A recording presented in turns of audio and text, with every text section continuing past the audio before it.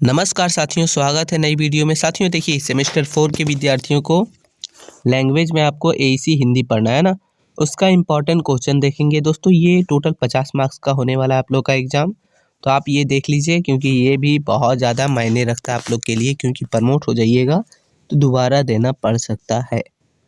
ठीक है, तो ये सेमेस्टर 4 के सेशन 22 से 26 आप लोग का एग्ज़ाम भी जल्द ही स्टार्ट हो सकता है, क्योंकि देखिए डेट जल्द ही आ जाएगा। एग्ज़ाम फॉर्म जो है भरा चुका है। चलिए देखते हैं क्वेश्चन। तो पहला क्वेश्चन इसमें हो जाता है, आपने सिलेबस नहीं देखा तो देख लीजिएगा, डिस्क्रिप्शन में लिंक है, अच्छे से समझ लीजिए और मॉडल क्वेश्चन पेपर भी समझ लीजिएगा। ठीक है, ये पहला क्वेश्चन है। बोल रहा है कि संज्ञा किसे कहते हैं, संज्ञा के प्रकार उदाहरण सहित लिखिए। तो ये आप लोग का पहला क्वेश्चन है दोस्तों, बहुत ही इजी है। आप लोग जो है ना व्याकरण पढ़े थे ना, उसी में से है पूरा। ठीक है, जो कि आपने लोअर क्लास में जो है 6, 7, 8 में पढ़ रखा है, कोई दिक्कत ना, बहुत ईजी है। दूसरा क्वेश्चन हो जाता है कि व्यक्तिवाचक संज्ञा किसे कहते हैं, उदाहरण सहित लिखिए। तो ये आप लोग का दूसरा क्वेश्चन है। देखिए संज्ञा आप कीजिएगा ना, तो उसमें जितने भी संज्ञा व्यक्तिवाचक, जातिवाचक, द्रव्यवाचक सब आप कर लीजिएगा, ताकि कोई भी क्वेश्चन आए तो आप लोग का छूटे ना। वैसे तो आप कर ही लीजिएगा। ठीक है, साथ ही साथ इन सभी के भेद भी आप कर लीजिएगा। जैसे यहाँ पढ़ रहा है व्यक्तिवाचक संज्ञा, तो उसके अगर भेद भी हैं तो आप उसके भेद वगैरह को भी अच्छे से कर लीजिएगा। ठीक है, पूरा डीप तक, क्योंकि ग्रेजुएशन वाला है ना, तो थोड़ा सा आपको लिखना पड़ेगा लंबा। तो आप छोटा लिख दीजिएगा तो 15 नंबर कहाँ से मिल जाएगा। तो ये चीज़ ध्यान रखते हुए आप कीजिएगा।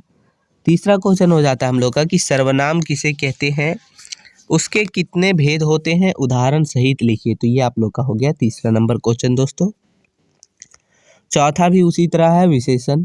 विशेषण की परिभाषा देते हुए भेद उदाहरण सहित स्पष्ट करें। ठीक है, विशेषण। ठीक है, आगे हम लोग का हो जाता है पांचवा क्वेश्चन जो है, ये आप लोग के लिए इम्पोर्टेंट है। इम्पोर्टेंट सब है लेकिन ये ज़्यादा है।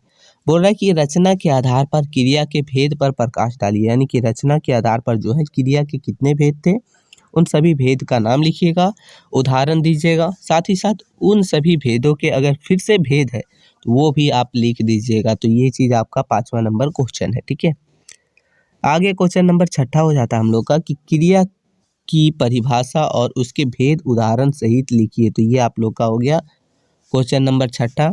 क्वेश्चन 7वां बोल रहा है कि अव्यय किसे कहते हैं, कितने प्रकार के, मतलब इसके कितने भेद होते हैं, उदाहरण सहित समझाइए या फिर लिखिए। तो ये आप लोग का क्वेश्चन नंबर 7वां है दोस्तों।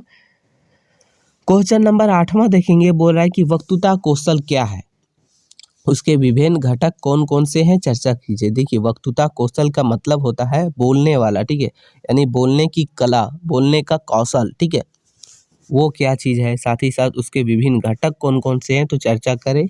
देखिए इसका आंसर वगैरह भी, जितने क्वेश्चन बताए जा रहे हैं उसका आंसर भी आपको बताया जा सकता है, लेकिन अभी इस वीडियो में हम लोग सिर्फ क्वेश्चन ही देख रहे हैं। ठीक है, आगे क्वेश्चन नंबर 8वां बोल रहा है कि कारक किसे कहते हैं, इसके कितने भेद होते हैं, उदाहरण सहित लिखिए। तो ये आप लोग का क्वेश्चन नंबर 8वां हो जाता है। क्वेश्चन 9वां देखेंगे, बोल रहा है कि संधि किसे कहते हैं, इसके प्रकारों का उदाहरण सहित वर्णन कीजिए। तो ये आप लोग का क्वेश्चन नंबर 9वां हो जाता है दोस्तों। ठीक है, 10वां देखते हैं, तो बोल रहा है कि समास। ठीक है, यानी कि 10वां क्वेश्चन है कि समास, समास की परिभाषा देते हुए उसके भेदों को स्पष्ट कीजिए। तो ये आप लोग का क्वेश्चन नंबर 10वां है। समास, उसका परिभाषा, उसका भेद, फिर उसके भेदों के भेद भी है, तो ये भी चीज़ आपको लिख देना है।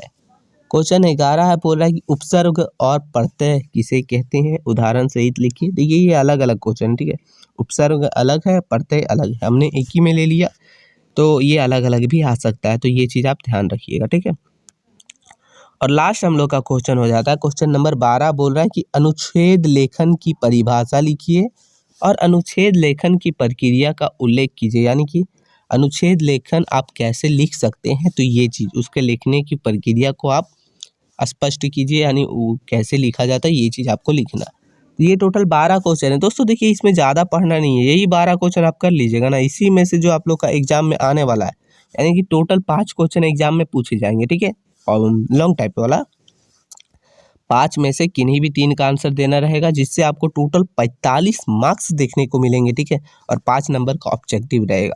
तो ये चीज़ आप जरूर कर लीजिएगा, ये 12 क्वेश्चन। ठीक है, आप लोग अब आंसर मत बोलिएगा, क्योंकि देखिए ये इजी है, तो आप चाहे तो गूगल, यूट्यूब या तो फिर अपने व्याकरण के बुक से भी कर सकते हैं, तो ईजी है ना। अगर थोड़ा भी हेल्पफुल लगा हो तो आपको क्या करना है, चैनल को सब्सक्राइब कर लेना, बेल आइकन को ऑन कर देना है, ताकि जैसे ही कोई वीडियो अपलोड हो सबसे पहले नोटिफिकेशन मिल सके। इसका PDF आपको हमारे टेलीग्राम चैनल पर कुछ ही देरों में मिल जाएगा। मिलते हैं नई वीडियो में, तब तक के लिए जय हिंद साथियों।